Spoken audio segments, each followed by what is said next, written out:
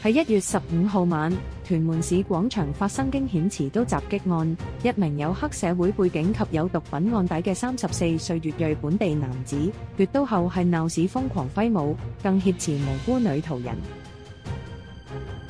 衝鋒隊警員向疑兇警告，同用咗胡椒噴霧都無效之後，就果斷開咗2槍，將疑兇制服。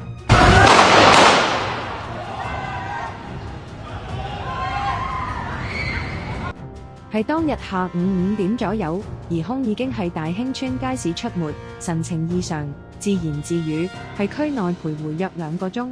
到咗晚上7點左右，佢從後門潛入屯門市廣場一間超市小食檔廚房，趁職員清洗用具嗰陣，拎走一把12寸長嘅牛肉刀，之後從容咁離開。超市就報警。由監控以及目擊者嘅片段顯示，疑兇手持利刀喺廣場附近街頭揮舞，口中喃喃自語，唔少途人都非常緊張睇住佢。跟住佢喺商場地下另一個出口跑出嚟，立即引發市民奔跑，場面非常混亂。有2名女子就唔小心咁跌倒，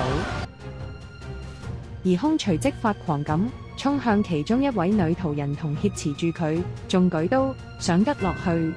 警員再次發出警告無效之後，2名衝鋒隊警員立即各開1槍，